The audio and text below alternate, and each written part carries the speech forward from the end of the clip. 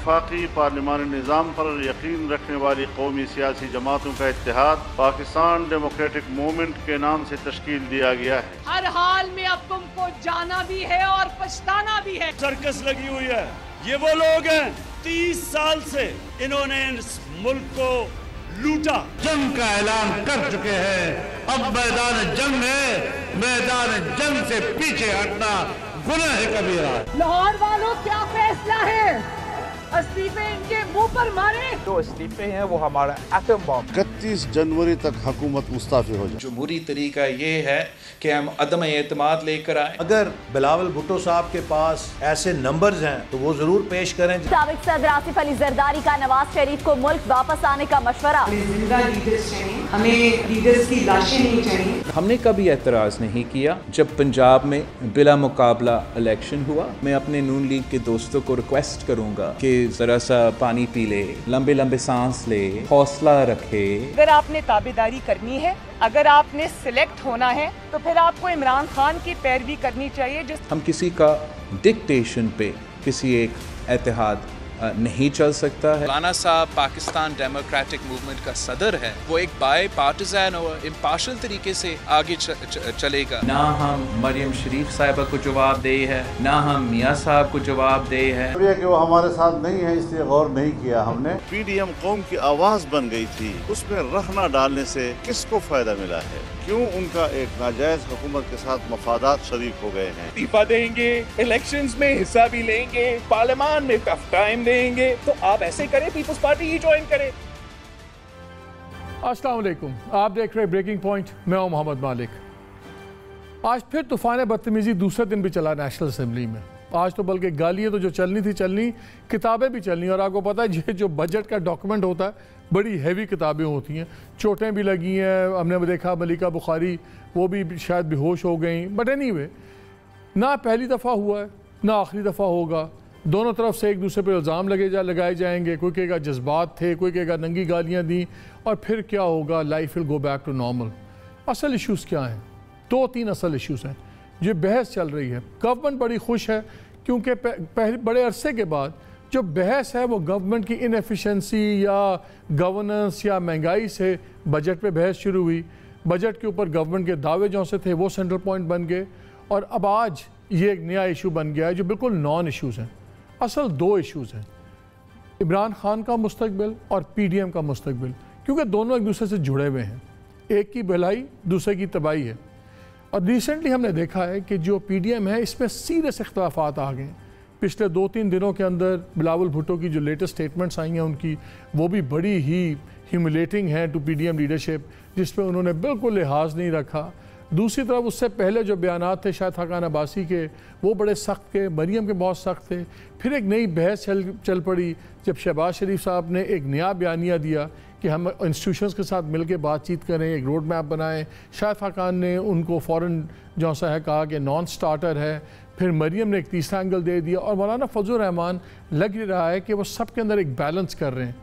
शायद वो भूल गए कि उनके साथ जब हाथ हुआ था, जब वो अपनी मार्च लेके आए थे इस्लामाबाद में, 13 दिन बैठे थे, तो उसके बाद सिवाय अलामती पार्टिसिपेशन के किसी ने साथ नहीं दिया। अब PDM क्या हो रहा है? क्या PDM ख़त्म हो गई है? क्या जो सी ये बिहाइंड द सीन्स बातें चल रही थी अपोजिशन की और इदारों की, क्या वो ख़त्म हो गई हैं? हमने सोचा इसमें बेहतरीन शख्स जो से हैं जिनसे बात की जाए और क्लियर हो, वो है मौलाना फजल रहमान, जो अमीर भी हैं जमीयत उलमा इस्लाम के और सरबराह हैं PDM के। अभी कुछ देर पहले मैंने उनसे एक बातचीत की, जो भी हमने रिकॉर्ड किया उनका इंटरव्यू, जो भी आप देखेंगे। एंड अमंग्स अदर थिंग्स मैंने उनसे एक सवाल ये भी पूछा। मैंने पूछा कि आप, अगर आपके जो आपका दावा है, तो ये बताएं इदारे, या आप साफ लफ्ज़ों में कहूँ फ़ौज, आप इमरान खान को क्यों पसंद करती है, आपको क्यों नापसंद करती है? तो उन्होंने उसका एक बड़ा फ़िक्र अंगेज़ मगर कॉन्ट्रोवर्शियल जवाब दिया। मुझे नहीं पता कि इसके क्या कॉन्सिक्वेंसेस होंगे, क्या ब्लो बैक आएगा, लेकिन ये बहुत ही एक सीरियस जवाब था, जिस पे जब आप सुनेंगे तो आप भी अंदाज़ा लगाएंगे। कुछ और भी उन्होंने खुल के बातें की कि क्या उनकी बातचीत चलती रही, और अगर एक तरफ आप इदारों को क्रिटिसाइज़ करते हैं तो फिर क्या उन्हीं इदारों के साथ बैठ के आप बातचीत करना चाहते हैं? उस पर भी बड़े इंटरेस्टिंग जवाब थे।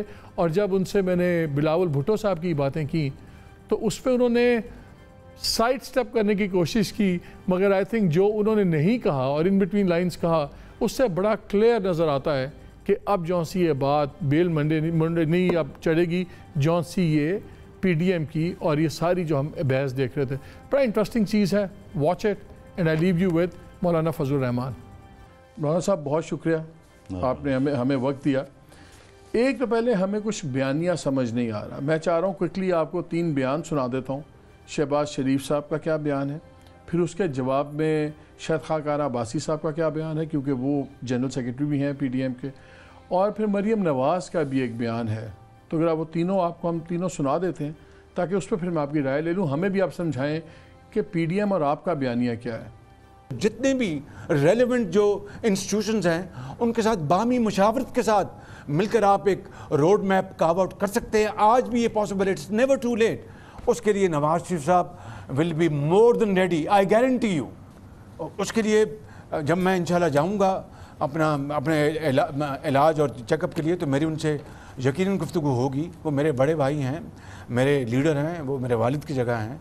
लेकिन इस मामले में कोई दो राय नहीं है कि नेशनल इंटरेस्ट के ऊपर कोई कॉम्प्रोमाइज़ नहीं, और मुझे पूरा यकीन है कि वो भी आगे बढ़कर वो उस नेशनल इंटरेस्ट को प्रमोट करने के लिए पूरी अपनी वो एनर्जी और वो कमिटमेंट दिखाएंगे, बशर्ते कि there is a level playing field. मुझे इसमें कोई डाउट नहीं।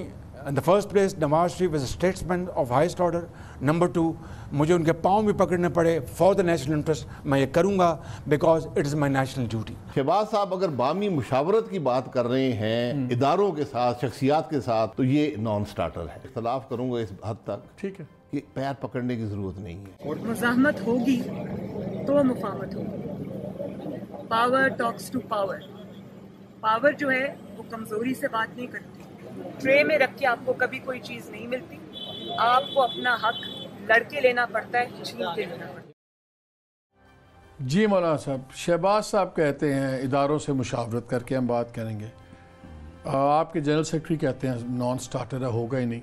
मरियम कहती है पहले मज़ामत हो फिर मुफाहमत होगी। ये टोटल 3 पॉलिसी है। आप बताएं पॉलिसी है क्या? बिस्मिल्लाहिर्रहमानिर्रहीम। मालिक साहब, आपने जो सवाल उठाया है ये वाक़अतन आसान सवाल नहीं है, लेकिन जो थोड़ा बड़ा मैं सियासियात के एक तालिब इल्म की हैसियत से जानता हूँ, यकीनन जब मुल्क के अंदर एक सियासी बहरान पैदा होता है तो उसकी इब्तिदा में शिद्दत भी होती है, उसमें तसादुम और मुज़ाहमत का एक अंसर भी बड़ा वाज़ेह तौर पर नज़र आता है, और ये सिलसिला एक अरसे तक चलता रहता है। लेकिन फिर एक वक्त आता है जब दोनों फरीक इस बात को पहुंच जाते हैं कि अब हमने किसी मसले के हल की तरफ पहुंचना है।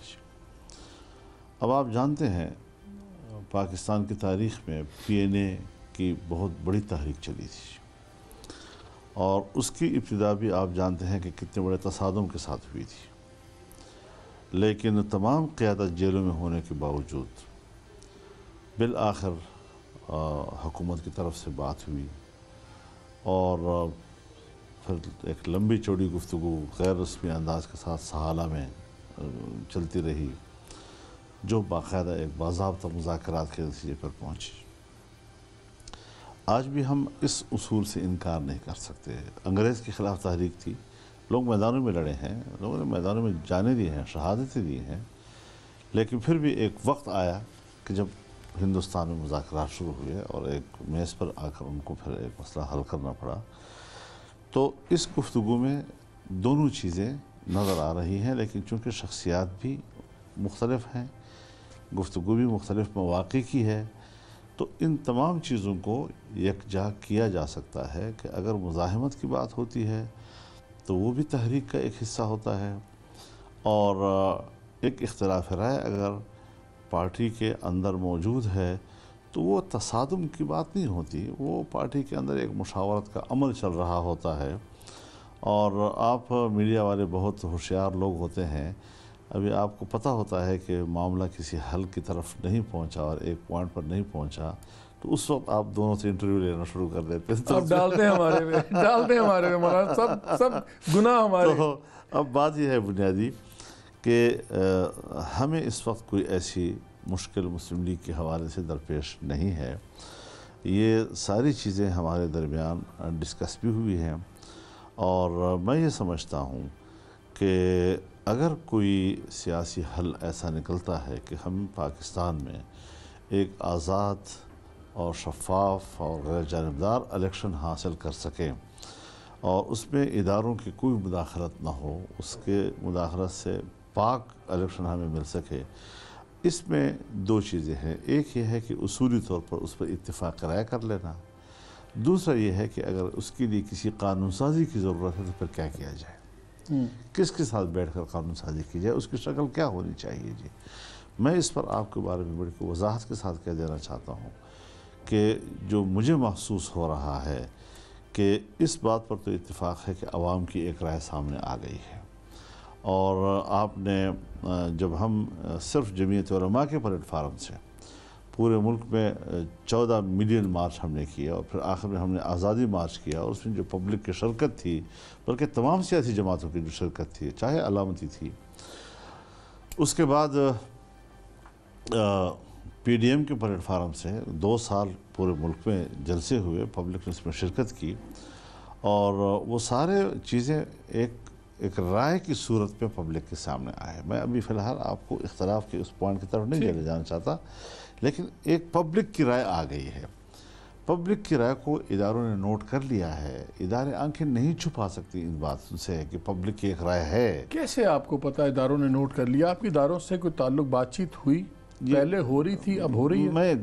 کچھ چیزیں ہوتی ہیں کہ آپ بات چیت نہ بھی کریں تب بھی مجھے آپ کے رویوں سے اندازہ لگ جاتا ہے کہ آپ ریئلائز کر رہے ہیں کہ پبلک کی سوچ تو رویے اداروں کے بدلے ہیں آپ کی طرف؟ میں تھوڑا سا مجھے بات کرنے دیجئے کہ میں اداروں کے اوپر ابھی بحث نہیں کرنا چاہتا. میں یہ چاہتا ہوں کہ ہم کیا حل نکالیں اس بات کا کہ یہ حکومت لائی ہوئی بھی اداروں کی ہے، اس کے لیے دھاندلی کا الزام بھی ہمارا ان کے اوپر ہے. اسمبلی کے اندر جو اکثریت موجود ہے وہ بھی ان کے زیر اثر ہے، اور ہم اگر کوئی قانون سازی کرتے ہیں اور انہی اداروں سے اسمبلیوں سے کرتے ہیں تو کیا ہم بالکل بے نیاز ہو کر کہ ان سے ہم نے کوئی بات نہیں کرنی کیا مسئلہ حل کر سکیں گے؟ تو ایک ہے کہ آج کی جو صورتحال ایگزسٹ کر رہی ہے، ایک ہی کہ ہم نے آئندہ کے لیے کیا نظام ملک کو دینا ہے. تو زیادہ تر سیاسی کارکن کی حیثیت سے میری توجہ اس بات پر ہے کہ ہم فوری طور پر اگر کوئی ایسی صورتحال بنتی ہے کہ بات چیت کے ذریعے سے کوئی حل نکال سکیں، لیکن اس کے حل کا نتیجہ یہ ہو کہ آئندہ قوم کو جو الیکشن ملے وہ شفاف ہو، غیر جانبدار ہو اور کسی قسم کی مداخلت سے میں اگر یہ سمجھوں آپ کی بات سے کہ آپ شہباز شریف کے نظریے کے زیادہ قریب ہیں بجائے اس کے جو شائستہ خان یا مریم نواز بات کر رہی ہیں، کیا میں درست ہوں؟ مجھے بہت مشکل ہوتی ہے ایسے وقت میں جب میں کسی ایک میڈیا پرسن کے ساتھ، پھر آپ جیسے سینئر پرسن کے ساتھ بات کرتا ہوں. ہم نے سیاسی طور پر آگے بڑھنا ہوتا ہے اور ایک سٹیپ سے آگے ہم نے دوسرا سٹیپ لینا ہوتا ہے. وہ سیاسی تقاضوں کی بنیاد پر ہوتا ہے. اس سیاسی تقاضوں کو گفتگو سے بھی حل کیا جاتا ہے، اس میں قانونی پیچیدگیاں آتی ہیں، اس کو کس طرح حل کرنا ہوتا ہے. اور میڈیا کا کام ہے کہ وہ تجزیہ کریں. جب تجزیہ کریں گے تو میرے آج کا سٹیپ جو ہے اس کو مختلف نظر آئے گا. ٹھیک ہے. 5 مہینے کے بعد مجھے دوسرا سٹیپ ہوگا تو اس کو اور طرح نظر آئے گا. حالات کے مطابق ہوگا. تو وہ اس میں جو فرق اس کو نظر آتا ہے اس فرق پر سوالات کرنے لگ جاتے ہیں. میرے خیال میں صورتحال اب جس طرف جائے گی تو اس میں عوام کی جو رائے آئی ہے، ایک بات میں واضح طور پر کہہ دوں، جتنا میں آج تک اداروں کو سمجھتا ہوں اور پہچانتا ہوں، وہ ہیں پاکستان میں بدقسمتی سے ان کے اپنے بھی ایجنڈے ہوتے ہیں، اپنی بھی بالادستی اور وغیرہ وغیرہ نظام پر قبضہ. لیکن پبلک کی جب رائے آ جاتی ہے تو اس رائے سے وہ بھی تصادم نہیں کرنا چاہتے. لہذا اگر ایسی صورتحال بنتی ہے تو سیاستدانوں کو تھوڑا سا اور سفر کرنا پڑے گا اور پھر جا کر ہم ایک معاملے پر پہنچیں گے. دھاندلی کی حکومت بہرحال اس پر سب کا اتفاق ہے کہ وہ قبول نہیں ہے. وہ مولانا صاحب کی بات ٹھیک ہے جو آپ کہتے ہیں کہ تناظر بدلتا ہے، لیکن وہ تناظر اس لیے بدلتا ہے جب آپ کسی بات پہ کہتے ہیں کہ یہ ہمارا سیاسی موقف ہے تو وہ بدلتا رہے 6 ماہ بعد، سال بعد، حالات کے مطابق کسی کو اعتراض نہیں ہوتا. جب آپ کہتے ہیں ہمارا اصولی موقف ہے، پھر اصولی موقف چینج نہ ہونے چاہیے، نہ ہوتے ہیں. دنیا میں اصول تو یہ ہے. اگر اصولی موقف یہ ہے ووٹ کو عزت دو اور بالکل فوج سے بات نہیں کرنی، کسی سے نہیں کرنی، اور پیورلی ہم نے ڈیموکریٹک انوائرمنٹ پہ بات کرنی ہے، تو پھر مجھے مریم کا بیان سمجھ نہیں آتا کہ پہلے مزاحمت ہوگی پھر مفاہمت ہوگی. پھر وہ کہتی ہیں پاور ٹاکس ٹو پاور. تو کیا یہ جو سارا تھیٹر لگ رہا ہے، پھر یہ جو سیاسی تھیٹر لگ رہا ہے، اب آپ نے بھی جلسے اور اناؤنس کیے ہیں، اور آپ پہلے ہم بات کر رہے تھے، آپ نے کہا آپ دیکھیے گا بہت بڑے جلسے ہوں گے اور یقیناً ہوں گے.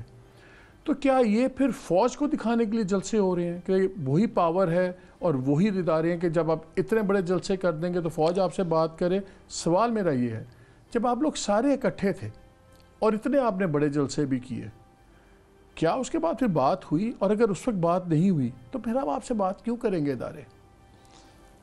دیکھیے مولانا صاحب، آپ کی بات بالکل اپنی جگہ پر بجا ہے. ہمارا اصول میں کوئی فرق نہیں آیا. اصول ہمارا یہی ہے کہ یہ دھاندلی کی حکومت ہے، ہمیں دھاندلی کی حکومت قبول نہیں ہے اور ہمیں ایک شفاف الیکشن چاہیے. میں اب بھی دعوے سے کہتا ہوں، برملا کہتا ہوں، مجھے اس میں کوئی جھجک نہیں ہے کہ اگر ہماری اسٹیبلشمنٹ اور اس سے وابستہ ادارے اس طرح کی ناجائز حکومت کی پشت پر نہ کھڑی ہوتی ہے، ان کی سپورٹ ان کو حاصل نہ ہوتی، یہ 2 دن بھی حکومت کرنے کی پوزیشن میں نہیں ہے. تو یہ ساری چیزیں حقائق ہیں، زمینی حقائق ہیں. ہم اس کا تذکرہ کریں یا اس پر خاموش رہیں، دونوں صورتوں میں ایک حقیقت اپنی جگہ پر ہے. اور اس حوالے سے جو ہمارے گلے شکوے ہیں ہم نے کبھی خفیہ نہیں رکھے ہوئے جی.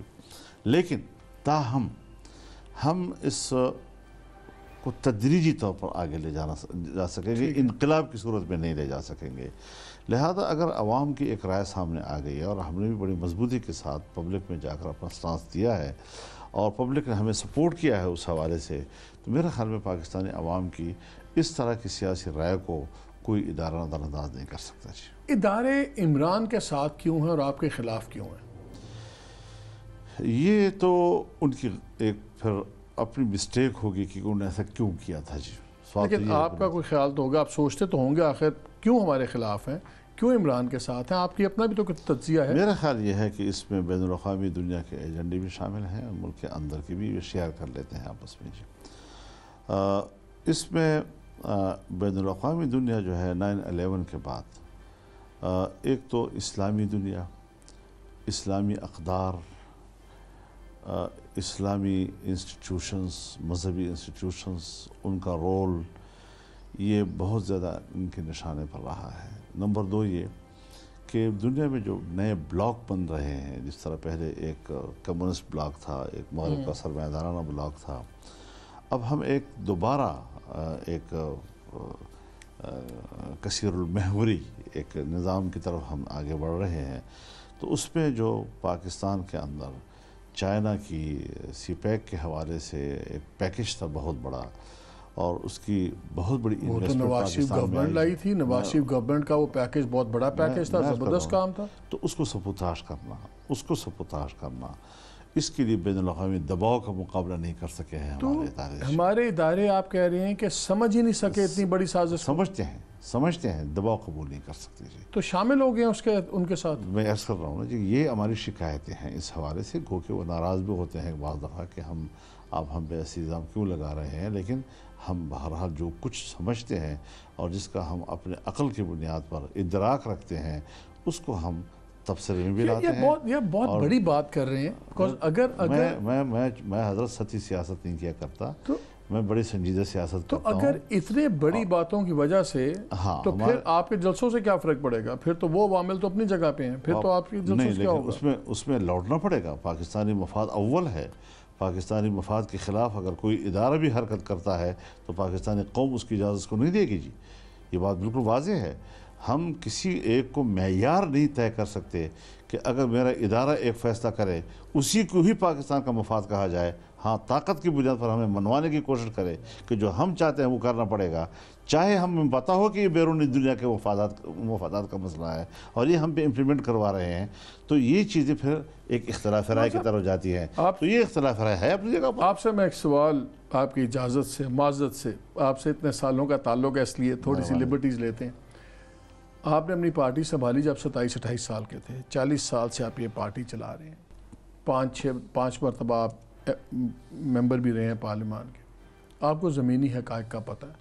آپ کے بارے میں کہتے تھے کچے پہ پاؤں نہیں رکھتے مولانا صاحب, سمجھتے ہیں, ماضی میں آپ کے اداروں سے تعلقات بھی اچھے تھے, سب کچھ تھے. اتنا بگاڑ کیوں ہو گیا؟ حضرت بات یہ ہے کہ 2008 کا الیکشن ہوا,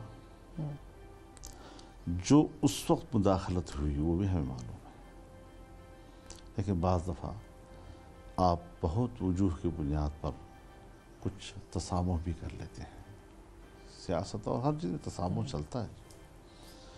2013 میں بھی خاص طور پر ہم شاکی ہیں, بذات خود ایک پارٹی شاکی ہے, لیکن پھر جو 2018 میں ہوا حضرت, ایک جمعیت علماء نے کسی ایک پارٹی نے بھی برداشت نہیں کیا. ایک پارٹی مجھے بتا دیں کہ جس نے کہا ہو, ایون کہ وہ جماعتیں کہ جو بعد میں حکومت میں شامل ہوئی وہ بھی ابتدائی قرارداد میں ہمارے ساتھ شامل تھی کہ دھاندلی ہوئی. اور یہ جو لفظ ہے نا جی کہ بدترین دھاندلی, یہ ہمارے اس اعلامیے میں پاکستان پیپلز پارٹی نے شامل کرایا تھا. جب ابھی کچھ باتیں اور بھی پوچھیں, لیکن آپ نے پیپلز پارٹی کا ذکر کر لیا تو ذرا بلاول کا بھی ذکر کر لیتے ہیں. بلاول نے تو فار آل پریکٹیکل پرپزز ختم کر دیا آپ سے تعلق, اور میں اس پہ آپ کا چاہوں گا کہ آپ کا بھی ہمیں سٹانس پتہ لگے. میں صرف 2 سٹیٹمنٹس آپ کو تازہ ترین ان کی سنا دیتا ہوں, وہ آپ سن لیجئے. Peoples Party Pakistan Democratic Movement میں نہیں ہے, تو نہ وہ پورا پاکستان کا موومنٹ رہا, نہ وہ جمہوری موومنٹ رہا. نہ استعفیٰ دیں گے, الیکشنز میں حصہ بھی لیں گے, پارلیمان میں ٹف ٹائم دیں گے, تو آپ ایسے کریں پیپلز پارٹی ہی جوائن کریں. میں پاکستان پیپلز پارٹی جس کا ایک لیگسی ہے, ایک تاریخ ہے جو ہم جانتے ہیں, ہم کسی سے نہیں سیکھیں گے کہ غیر جمہوری طاقتوں کا کیسے لڑائی کیا جاتا ہے اور کیسے جیتا جاتا ہے, وہ تو صرف اور صرف پاکستان پیپلز پارٹی جانتی ہے. ہم سمجھتے ہیں کہ اگر پاکستان پیپلز پارٹی جس نے بنیاد رکھا, اگر ANP جو جن کی قربانی اور جن کا جد و جہد پورے ملک کے قوم کے سامنے ہے, وہ پاکستان ڈیموکریٹک موومنٹ میں نہیں ہے, تو نہ وہ پورا پاکستان کا موومنٹ رہا, نہ وہ جمہوری موومنٹ رہا, وہ اپنا اتحاد ہوگا. انہوں نے کہا جی نہ آپ اب جمہوری اتحاد ہے, نہ آپ پاکستانی اتحاد ہے. انہوں نے کہا آپ فارغ ہیں بالکل. ایک بات بنیادی طور پر سمجھ لیں کہ میں اس وقت بھی بلاول صاحب کی کسی بات, اس کی کسی گفتگو, ان کے جملوں کا جواب نہیں دینا چاہتا, کہ میں غیر سنجیدہ سیاست کی طرف نہیں جانا چاہتا. میں اس وقت بھی جب ابھی میرے ساتھ تمام پارٹیاں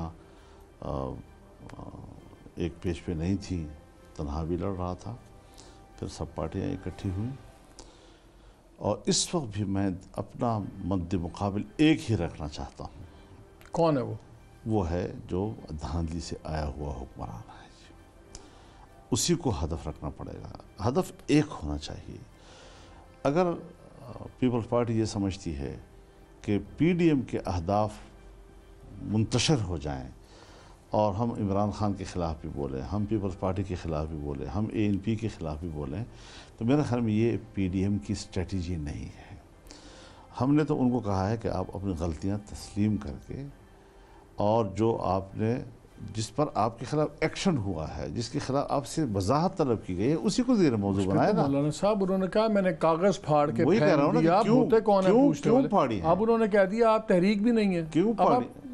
کیوں پھاڑی ہیں وہ ہمیں جواب دیں. اس چیز کا ہمیں حق پہنچتا ہے. جواب انہوں نے دے دیا, انہوں نے کہا میں نے جواب نہیں دینا, یہی جواب ہے میرا. اگر وہ PDM کا حصہ نہیں ہے, ست بسم اللہ. لیکن انشاءاللہ العزیز اس وقت مجھے افسوس اس بات پر ہے, جس کا مجھے بہت زیادہ کڑن ہے, کہ پیپلز پارٹی جیسی جماعت نے جو جمہوریت के ही सहारे ज़िंदगी गुजार रही है, आज वो इस वक्त तहरीक इंसाफ के साथ ब्रैकेट मुझे नज़र आ रही है। तो ये मुझे तकलीफ़ है इस बात पे जी कि हमारी एक साथी ऐसे, ये रवैया ANP का नहीं आया अभी तक सामने जी, हालांकि वो नहीं है, उन्होंने तो हमसे पहले ही ताल्लुक़ का ऐलान किया, इन्होंने तो कहा कि हम PDM में हैं, हमें बुलाओ जी, हमें आपने ख़त क्यों भेजा है वगैरह वगैरह। लेकिन उसको भी अगर ये मैच्योर लोग होते हैं ना, बालिग़ नज़र लोग, तो उसका जवाब वो फाड़ कर न देते जी, बड़े संजीदगी शाइस्तगी के साथ, जिस तरह हमने यहाँ प्रेस कॉन्फ्रेंस में इंतहाई आदाब, अखलाक, उनकी इज़्ज़त नफ्स को सामने रखते हुए बात की है। तो अब मुझे अफसोस इस बात पर है कि अभी उन्होंने सीखना है और वक्त के साथ साथ शायद मैच्योरिटी आ जाए या फिर कोई आदाब के साथ वो बात कर सके। तो मैं उसूली तौर पर कई अहदाफ बेवक़्फ़ रखने के बजाय हदफ एक ही रखना चाहता हूँ, और इख्तिलाफ राय मैं आपके साथ 10 कदम चल सकता हूँ तो फिर अब 11वां कदम नहीं चल सकता, ये मेरी मर्ज़ी है या आपकी भी मर्ज़ी है या उनकी भी मर्ज़ी है। लेकिन हम इस वक्त, अब देखिए आप इस वक्त मुझे देखें जी, इस किस्म की बातें करना, तो फिर अगर मैं ये बातें शुरू कर दूँ, कैसे लगेगा आपको मानक साहब कि जो कुछ अब असम्बली में हो रहा है और अपोजिशन को तकरीर नहीं करने दी जा रही, तो फिर मैं अब इनको सबको कहने लग जाऊं कि तो मैंने तो आपसे कहा था कि ऐवान में मत जाओ, तो मैंने तो आपसे कहा था कि वहाँ पर आप हल्फ मत उठाएं जी, तो फिर वो जमीयत में आ जाओ ना सारे आप, तो फिर जमीयत को ज्वाइन कर लो ना। ये मेजॉरिटी नहीं होती जी, इस तरह की सियासत नहीं की जाती। ज़रूरी नहीं है कि आप हर वक्त जो है हर बात में मेरे से इत्तेफाक कर लें, लेकिन ये है कि वक्त और हालात जो हैं वो बहुत कुछ सिखाते रहते हैं। आपने ज़रदारी साहब के साथ बड़ा करीबी ताल्लुक़ रहा है, काम किया है, क्या आपके ख्याल में बिलावल अपनी सोच बोल रहे हैं कि जरदारी साहब के कहने पे सोच बोल रहे हैं? इतनी तो उनके पास पावर नहीं थी। मैं ज़ाती तौर पर किसी दूसरी पार्टी के अंदर नहीं झांकना रहता, और नहीं मेरा ये ड्यूटी है कि मैं मुस्लिम लीग में जाकर झांकूं कि नवाज शरीफ क्या कहता है, शहबाज शरीफ क्या कहता है, हमज़ा क्या कहता है, मरियम क्या कहती है। मुझे इससे कोई सरोकार नहीं है, मुझे इससे भी कोई सरोकार नहीं है कि बिलावल साहब क्या कहते हैं, जरदारी साहब क्या कहते हैं। एक ख़ानदान, एक पार्टी, उस लिहाज से कुछ आदाब भी होते हैं। मेरा ये काम कभी नहीं है कि मैं किसी पार्टी के अंदर झांक कर देखूं कि जरदारी का बयानिया क्या है और बिलावल का बयानिया क्या है। ये उनकी अपनी पार्टी का मामला है और इसको वो आपस में ही मामला तय कर लें। मैंने सवाल कुछ और थे, लेकिन मैं उस वक्त आपकी उस बात में फंसा हूँ। आपने बहुत बड़ी बात कर दी कि इदारे हमारे इंटरनेशनल प्रेशर के आगे लंबे पड़ गए हैं और CPAC आज से नहीं हमेशा से, आज से नहीं हमेशा से। तो फिर क्या बदलना पड़ेगा जी। अब जो हो रहा है, क्या ये इदारे की सोच है कि इदारे चलाने वाले कुछ लोगों की सोच है आपके ख्याल में? मैं कुछ लोगों की बात नहीं कर रहा। आपने कहा ना कुछ लोग, तो कुछ लोग कौन हो सकते हैं? क्या पूरी फौज? नहीं, जो क़ियादत करने वाले लोग हैं, जो बैठकर आखिरी फैसले करते हैं। वो तो 6 लोग हैं, जो भी हो, जो 6-7 आपके कोर कमांडर्स हैं, आपका DGI और चीफ आर्मी चीफ जो भी हैं, फैसले वही करते हैं और नतायज कौम भुगतती है। हम इदारा में हैसुल इदारे पे इतराज़ नहीं कर रहे। इदारा फ़ौज है, हमारे फ़ौज है, किसी और की नहीं है। उनके नौजवान हमारे नौजवान हैं, वो फ्रंट लाइन पे जगह शहादत दे रहे होते हैं, कुर्बानियाँ दे रहे होते हैं। हम उसकी कदर करेंगे, इस पर कोई इख्तलाफ नहीं है जी। लेकिन जब आप एक अपनी ड्यूटी से हटकर सियासत के अंदर आकर फैसले करेंगे और सियासी मामलात में मुदाखलत करेंगे, तो फिर इसका माने है कि आप अपनी लाइन क्रॉस कर रहे हैं। जब लाइन क्रॉस करेंगे तो तनकीद बर्दाश्त करनी पड़ेगी। लिहाजा न सियासत से सरोकार रखें और न तनकीद की ज़रूरत पड़ेगी हमारे सर आँखों पर। हम क्यों, अगर एक तरफ आप ये चाहते हैं, शुरू में आपने मेरे से बात करते हुए कहा, आपने कहा कि हमें फिर एक बात का कभी वक्त, एक टाइम भी है, हमें बात भी करनी है, हमने बैलेंस ये करना है कि आइंदा क्या मुदाखलत होगी या नहीं होगी। अगर एक तरफ आपको इतने नकाइस नज़र आते हैं और ये सीरियस कॉज ऑफ कंसर्न है, तो फिर आप किस तरह बात करेंगे अगर जिन पे आप इल्ज़ाम लगा रहे हैं कि वो ना इंटरनेशनल, अंग्रेज़ काबिज़ था, इंटरनेशनल फोर्सेस के सामने काबिज़ था, हम कानूनी थे, फिर मुज़ाकरात हुए। भुट्टो साहब के इलेक्शन को हमने नहीं माना था, फिर भी मुज़ाकरात उन्हीं से हुए। تو یہ ابھی ہم نے طے نہیں کیا ہے کہ ہم نے بات چیت کس کے ساتھ کرنی ہے. نمبر 2 یہ کہ ہم نے اس کا حل کس شکل سے نکالنا ہے. الیکشن کمیشن کے تھرو نکالنا ہے, پارلیمنٹ کے تھرو نکالنا ہے, قانون سازی کی صورت میں نکالنا ہے, قواعد و ضوابط کی صورت میں نکالنا ہے, کس دائرے میں ہم نے اس کا حل نکالا. یہ ابھی اس پر ڈیبیٹ ہو رہی ہے اور بحث جاری ہے. اس کا کوئی حتمی جواب اس وقت دینا مشکل ہے. جی مولانا صاحب, آپ کی اجازت سے ایک چھوٹی سی بریک لیں گے اور بریک کے بعد آ کے گفتگو دوبارہ شروع کریں گے.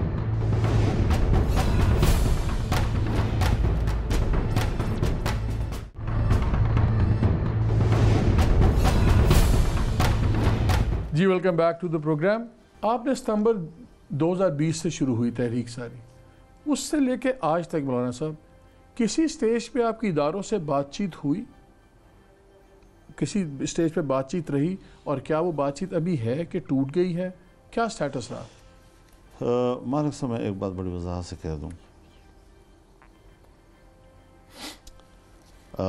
آف دی ریکارڈ گفتگو کرنا, پیغام رسانی کرنا, یہ میری ضرورت نہیں ہے.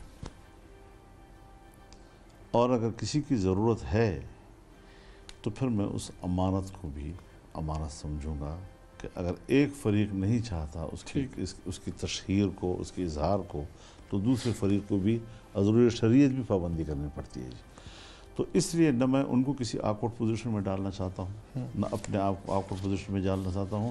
اور اگر وہ چاہیں کہ برملا گفتگو ہم کرنا چاہتے ہیں, میرے ملک کی فوج ہے, کوئی انڈیا کی فوج تو نہیں ہے کہ میں خفیہ بات کروں گا. میں کھل کر بھی بات کر سکتا ہوں, لیکن یہ ان کی ترجیحات پہ ہے. ان کا سسٹم کیا ہے, اس سسٹم میں جو ان کے تقاضے ہیں ہم نے ان کو دیکھنا ہوتا ہے. تو مجھے پھر ایک بات بتائیں, اگر یہ سوچ بھی تھی, آپ کے اتنے زیادہ کویشچن مارکس بھی تھے, کچھ سوالات بھی تھے, انگریزی میں کہتے ہیں اپریہنشنز بھی تھیں, تو جب آپ نے دھرنا دیا اسلام آباد میں, جس میں میڈیا کا خیال یہ تھا زیادہ لوگوں کا کہ آپ کے ساتھ آپ کے ایلائز نے, آپ کے اتحادیوں نے دھوکہ کیا, اس طرح کھڑے نہیں ہوئے وعدوں کے باوجود, جس طرح صرف علامتی طور پہ آ رہے اور ساتھ آپ کے نہیں آئے, 13-14 دن آپ رہ کے پھر آپ کو جانا پڑا. اس وقت بھی آپ نے اداروں کے کہنے پہ ہٹ گئے. آپ کے بقول چودھری برادران نے لا کے آپ کو گارنٹیز دی, سب کچھ. سمجھ مولانا صاحب یہ نہیں آتی کہ ایک طرف آپ کی سوچ اتنی کلیئر ہے کہ یہ اداروں کی مجبوریاں ہیں, یہ اداروں کا پاسٹ ہے, یہ اداروں کی چیز ہے, اور پھر اب ہر باری اداروں کی بات پہ دھرنا بھی ختم کر دیتے ہیں, پھر اداروں سے نیگوسیشنز کرنے کے لیے بھی دوبارہ تیار ہیں. یہ دو چیزیں مل نہیں رہی. اداروں سے کہنے پر دھرنا ختم نہیں کیا, اداروں کو کمٹمنٹ پہ ختم کیا ہے کہ کس مہینے میں اسمبلی تحلیل ہوگی اور کب اسمبلی جو ہے ہم الیکشن دیں گے. جی اب اگر یہ باتیں آپ ہم سے اس وقت کروانا چاہتے ہیں تو میرا خیال میں مناسب نہیں, لیکن میں اتنا کلیئر آپ کو کہہ دوں کہ ہم اس بات پر نہیں کہ ہمیں کسی نے کہا کہ اٹھ جاؤ تو ہم اٹھ کے چلے گئے. نہیں, ہم نے باقاعدہ اسمبلیوں کی تحلیل کی تاریخ بھی لے لی تھی اور الیکشن کے مہینے کی تاریخ بھی لے لی تھی. ایسا نہیں ہے حضرت. تو پھر کیا ہوا؟ تو یہ ہوا کہ وعدہ خلافی ہو گئی نا. جی تو پھر آپ نے چودھری برادران سے پوچھا کہ آپ کے کہنے پہ اتنا بڑا میں نے اپنا ایک دھرنا ختم کیا, سب کچھ کیا, کوئی گارنٹیز نہیں تھی, کوئی کچھ نہیں تھا. اب بہت سی چیزیں حضرت ایسی ہوتی ہیں کہ یا تو آنے والا وقت جو ہے ان سے پوچھ لے گا, ورنہ آخرت تو پوچھے گا انشاءاللہ ان سے, پوری قوم کو دھوکہ کیوں دیا گیا. اچھا مولانا صاحب یہ بتائیں, اب کیونکہ اب آپ نے رخ پوری چیزوں کا دوسری طرف موڑ دیا, میں ادھر ہی جا رہا ہوں. اداروں کی جب بات ہو رہی اور آپ نے جیسے آپ نے کہا کہ ہمیشہ سے ہوتا رہا ہے, کمپرومائز کرتے رہے, اور یہ چیزیں ہیں, ایک بڑی بحث چل رہی ہے افغانستان کے اوپر. وہاں پہ بھی اب امریکن جانے کی تیاری کر رہے ہیں, نیٹو نے باقاعدہ اعلان بھی کر دیا, وہ بھی کر رہے ہیں. بڑی فکر مندی ہے یہاں پہ کہ اگر وہاں پہ نظام صحیح نہ بن پایا شاید خانہ جنگی ہو جائے. ساتھ ہی بڑے سوال اٹھ رہے ہیں یہاں پہ بیسز وغیرہ کہ گورنمنٹ نے بڑا کیٹیگوریکلی کہا ہے واضح طور پہ ہم بیسز نہیں دے رہے امریکنوں کو. طالبان نے بھی کہا ہے کہ اگر کسی علاقے کے ملک میں بیسز ہوئیں تو پھر ان سے ہمارا ایک ٹکراؤ بھی ہو سکتا ہے. تو کیا ہمیں پریشان ہونا چاہیے اس بات پہ؟ ایک بات میں گزارش کروں جی کہ 2001 سے لے کر 2021 تک 20 سال گزر چکے ہیں جی, اور اس دوران میں پلوں کے نیچے سے بہت پانی گزر چکا ہے. وہ طالبان جس کو انسانی حقوق بھی حاصل نہیں تھے, اور ہم نے تمام بین الاقوامی قوانین کو رون ڈال کر طالبان کو حیوان اور جانور اور وحشی کہا اور اس کے قتل کو ایسا سمجھا جیسے ہم بھیڑیے کو قتل کرتے ہیں یا کسی ایک درندے کو قتل کرتے ہیں. اور پھر جس طرح ہم نے پاکستان میں ایک ڈپلومیٹ کو جو سفیر تھا پاکستان کا، جس کی عزت، جس کا جان، جس کی مال، اس کے تحفظ پاکستان کے اسٹیٹ کی ذمہ داری تھی، جس انداز کے ساتھ امریکیوں کے حوالے کیا، یہ تلخ زندگی ہے جو ہم نے گزاری ہے اس ملک میں. اور پھر پاکستان کے اڈے دیے گئے اور آج کہتے ہیں کہ 2001 کا ایک معاہدہ ہوا تھا، اس معاہدے کو دوبارہ بحال کر کے اس پر عمل کیا جا سکتا ہے. تو 2001 کے معاہدے میں اڈے دیے ہیں آپ نے افغانستان میں کارروائی کرنے کے لیے. غلط بات تھی، لیکن افغانستان میں کیا ہمیں پتہ نہیں ہے کہ پاکستان کے اندر 400 سے 450 ڈرون حملے پاکستان کے اندر ہوئے اور اس معاہدے کی وائلیشن ہو گئی؟ پھر معاہدہ کہاں رہا اب؟ اب سوال یہ ہے کہ طالبان ڈر گئے، گوانٹانامو پہ انہوں نے بھگتا لیا جی،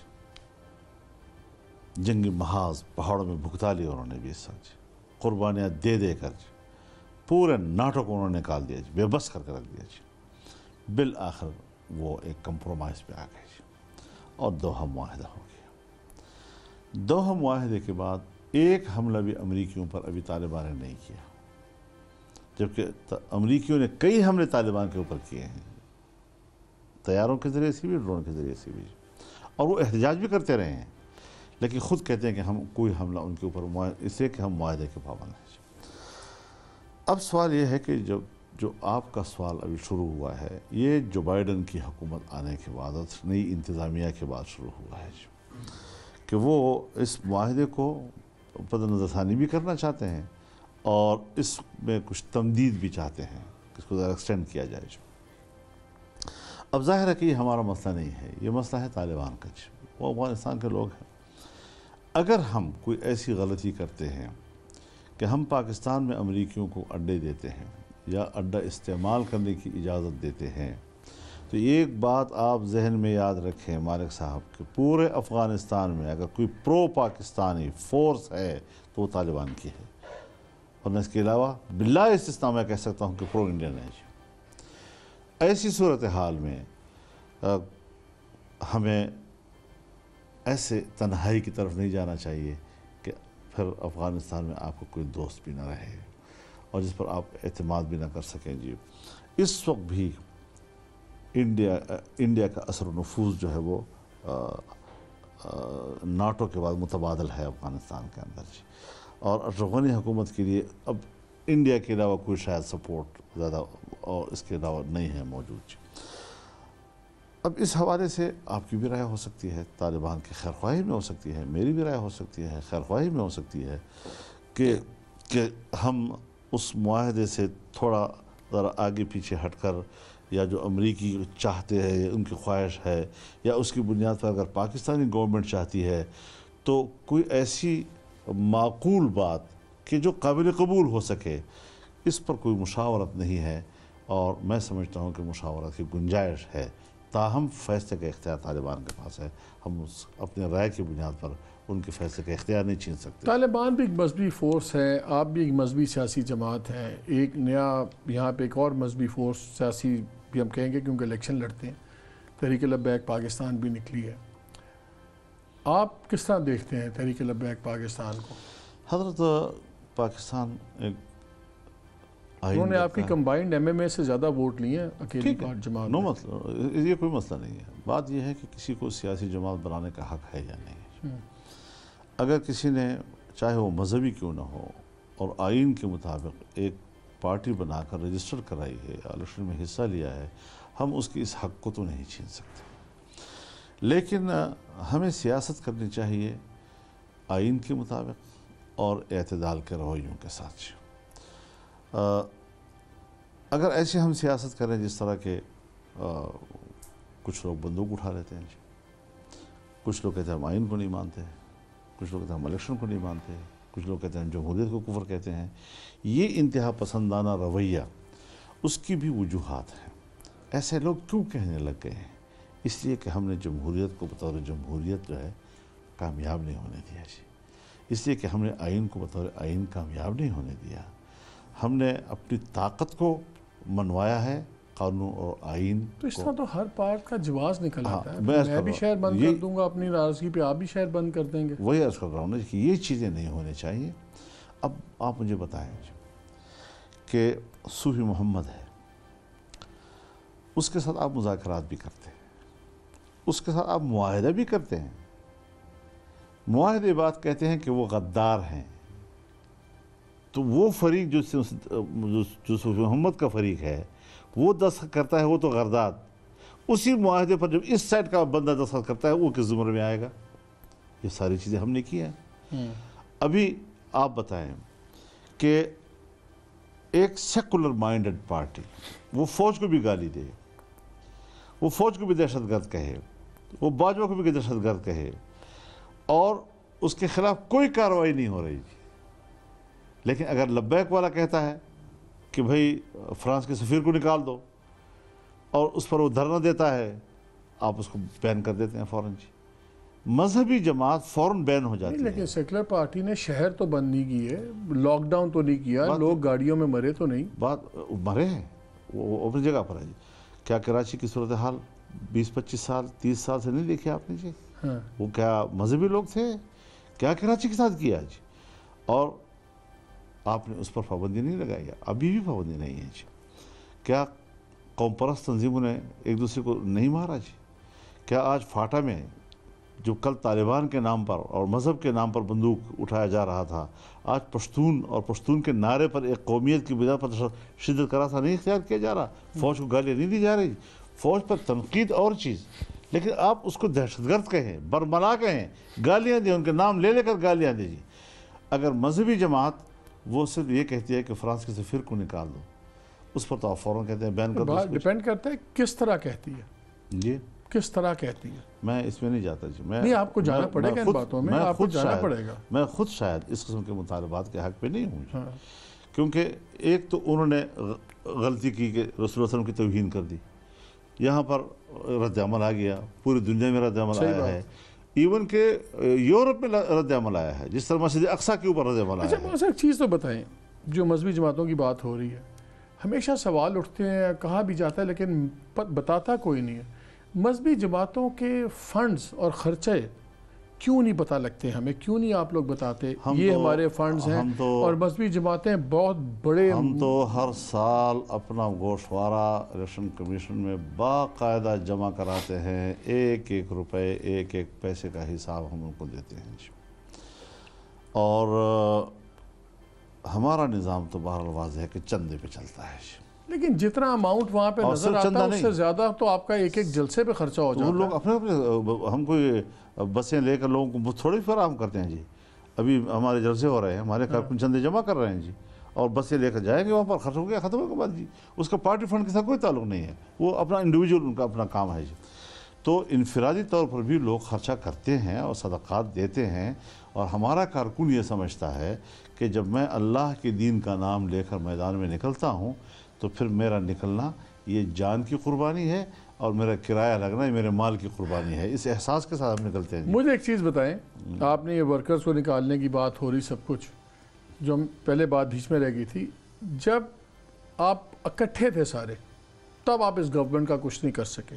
آپ پیپلز پارٹی سائڈ پہ ہے، ANP سائڈ پہ. میں اسی سوال سے آپ کا واضح جواب چاہتا ہوں، آپ پر امید کس بات پہ ہیں؟ آپ نے پورا مومنٹم بنایا، میاں صاحب نے گجرانوالہ میں تقریر کی، جرنیلوں کے نام لے دیے، ایک دم پورے ملک میں قیامت آ گئی، ہو اب پتہ نہیں کیا ہوگا، بلو بیک بھی آیا، بڑا ایک مومنٹم بنا، پھر وہ جھاگ کی طرح بیٹھ گیا سب کچھ. اب آپ اس میں ممکن ہے کہ ہمارے اتحادوں کے اندر کی بھی کچھ کمزوریاں ہوں جو تحریکوں کو نقصان پہنچاتی ہیں. اور میں یہ سمجھتا ہوں کہ جو ہمارے درمیان کمٹمنٹس تھی، اگر کوئی پارٹی کمٹمنٹس توڑتی ہے تو اس سے نقصان تو ہوتے ہیں. جی تو یہ چیزیں ہیں کہ جب ان قسم کی کمزوریاں آتی ہیں اتحادوں کے اندر یا پارٹیوں کے اندر، ان کی تحریک کو بھی کمزور کرتی ہیں. تو یہ وقتی کمزوری ہوتی ہے.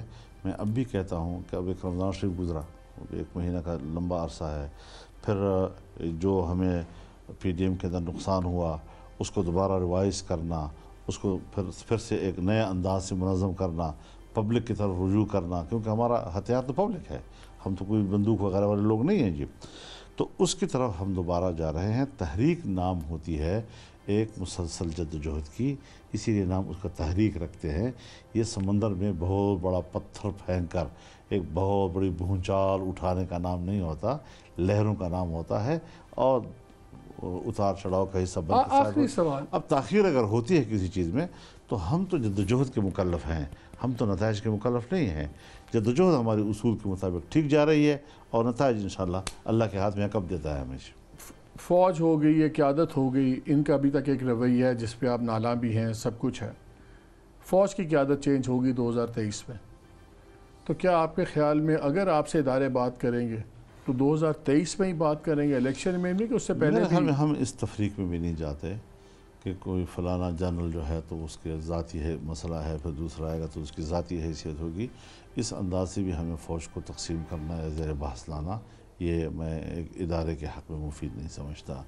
میرا خیال یہ ہے کہ ان کے فیصلے جو ہیں کلیکٹیولی ہوتے ہیں اور وہ اپنے ایک رائے اگر ایک جاتا ہے تو دوسرا بھی اسی کو فالو کر رہا ہوتا ہے. چھوٹے موٹے ترجیحات ہو سکتے ہیں تبدیل ہو جائیں، لیکن مجموعی طور پر جو مین فیصلے ہوتے ہیں وہ اداروں کے اپنی جگہ پر برقرار رہتے ہیں.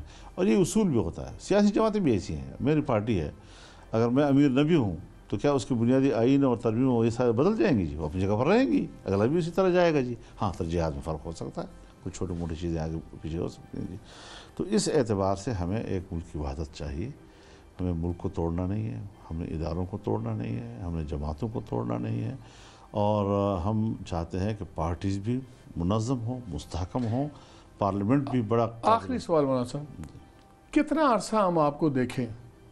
کوئی بھی تحریک آپ 50 سال تو نہیں چلے گی.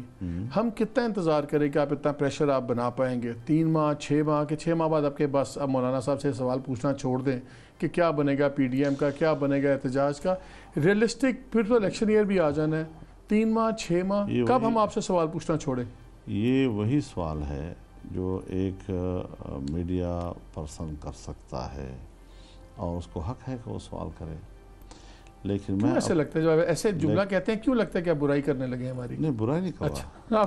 آپ کی ڈیوٹی ہے، آپ کا جاب ہے جو ہے اس کے حوالے سے بات کر رہا ہوں.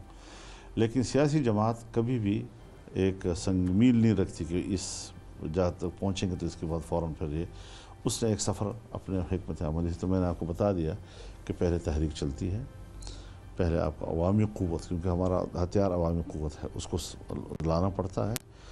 اس کے بعد وہ ساری دنیا نوٹ کرتی ہے، اس کو پاکستان کے ادارے نوٹ کرتے ہیں، آپ کا مد مقابل اس کو نوٹ کرتا ہے. پھر ایک ایسے سنجیدہ ماحول میں بات چلی جاتی ہے کہ بھئی اگر پبلک ان کے ساتھ جا رہی ہے تو پھر ہمیں ان کے ساتھ. اور آپ کے خیال میں نوٹ کیا جا رہا ہے؟ مسئلے کے حل کی طرف جانا یہ سیاستدان کا اور آپ کے خیال میں حل کی طرف جا رہے ہیں؟ یہ نہیں کہ آپ کسی کو اٹھا کے چادر میں بند کر سمندر میں پھینک دیں. آپ کے خیال میں آپ اپنے مرضی کے حل کی طرف جا رہے ہیں؟ انشاءاللہ. اسی بات پہ مولانا صاحب بہت شکریہ ہمارے سے بات کرنے کا. ناظرین، میں آپ کے اور مولانا صاحب کے خیالات کے درمیان میں نہ انٹرپریٹ کرنے کی کوشش کروں گا، نہ حائل کرنے کی کوشش کروں گا. یہ فیصلہ آپ خود کریں کہ آپ مولانا صاحب سے ایگری کرتے ہیں یا ڈس ایگری کرتے ہیں، اور ان کی کون سی بات کو آپ پسند کرتے ہیں یا نہیں. مجھے اجازت دیجیے. اللہ حافظ.